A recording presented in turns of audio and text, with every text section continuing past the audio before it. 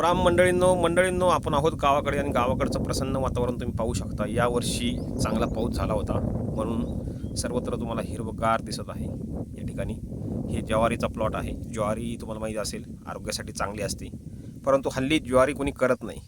हे न करण्यामागचं कारण म्हणजे काय मित्रांनो माहिती आहे का?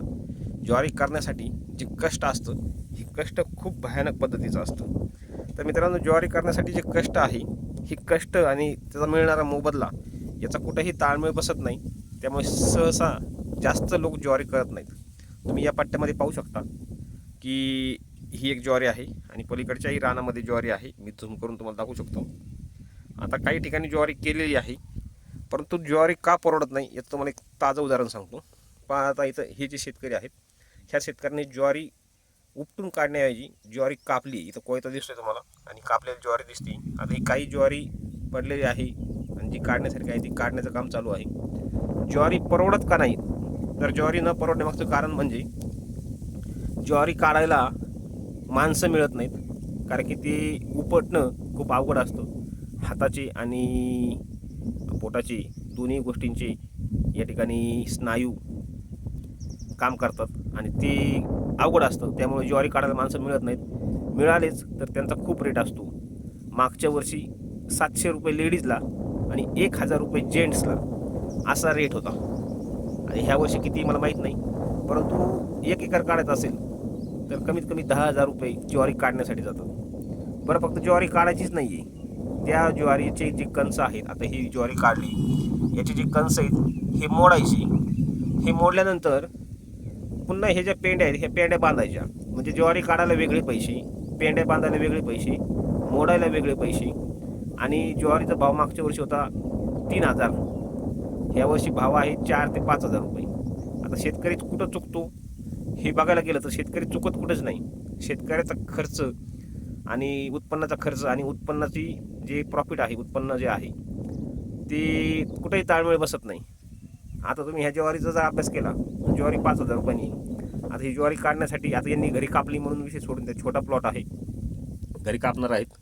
परंतु जर ही काढायला गेली असती तर याला अर्धा एकर जरी धरला आपण तर याला 7-8 हजार रुपये गेले असते।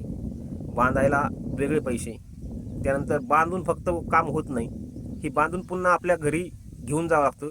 म्हणजे तुम्हाला माहिती असेल की गंज करावं लागते, कडब्याची गंज असते। सध्या तुम्हाला गंज हा प्रकार कुठेही पाहायला मिळणार नाही, कारण की सगळीकडे मूर घास वगैरे चालू आहे। परंतु हे गंज करायला वेगळे पैसे, गंज लावायला वेगळे पैसे, आणि मित्रांनो हे वाहून न्यायला वेगळे पैसे, इतका सारा खर्च। आणि ज्वारीचा भाव काय तर 5,000 रुपये। आता ह्या वर्षी ज्वारीचा भाव जास्त राहील, कारण की ज्वारी ह्या वर्षी कमी, पाऊस जास्त झाल्यामुळे। आता मित्रांनो, पाऊस जास्त झाला म्हणून लोकांनी काय केलं ह्या वर्षी तर तुम्ही इथं पाहू शकता, इथे शेजारी कांदा आहे, पलीकडे हरभरे काढून ठेवलेत आणि बऱ्याच ठिकाणी कांदा आणि गहू केलेला आहे। म्हणजे इथंच नाही, ओव्हरऑल सर्व भागामध्ये कांदा आणि गहू जास्त प्रमाणात आहे। गेल्या वर्षी कांद्याला काही भाव नव्हता, ह्या वर्षी देखील कांद्याला काहीच भाव नाही। याचं कारण काय तर पाऊस मुबलक प्रमाणात झाल्यामुळे लोकांनी कांदा जास्त केला, गहू जास्त केला। गव्हालाही भाव नाही। गेल्या वर्षी गव्हाला 3200, 3300, 3,500पर्यंत भाव होता। ह्या वर्षी गव्हाला 2,000, 2,200 रुपयात गहू या ठिकाणी विकला जातोय। याचं कारण काय? शेतकरी गव्हाकडे आणि कांद्याकडे वळाली आणि ज्वारीकडे वळाली नाही। आता ज्वारीकडे न वळता तिकडे वळाले, त्याचा भाव कमी झाला आणि इकडे ज्वारीचाही भाव वाढला। परंतु ज्वारीचा भाव वाढून फायदा काय तर शेतकऱ्याच्या हातात शून्य आहेत। कारण की काय तर ज्वारीचा खर्च आणि काढण्याचा खर्च, सर्व खर्च त्याची जर एकंदरीत बेरीज केली तर कुठल्याही प्रकारचं या ठिकाणी शेतकऱ्याला फायदा होताना दिसत नाही। त्यामुळे शेतकऱ्यांनी कोणतं उत्पन्न घ्यावं हा देखील एक मोठा प्रश्न आहे। तुम्ही जर पाहिलं तिकडे समोर कांद्याचा प्लॉट दिसतोय, तर कमेंट करून नक्की सांगा शेतकरी कोणता धंदा केला तर नक्की फायद्यात येऊ शकतो। तर याचसारखे नवनवीन व्हिडिओ पाहण्यासाठी आपल्या चॅनलला सबस्क्राईब करा। फेसबुकला पाहत असेल तर फॉलो करा, यूट्यूबला पाहत असेल तर सबस्क्राईब करा आणि आमच्यासोबत जोडलेले राहा। धन्यवाद।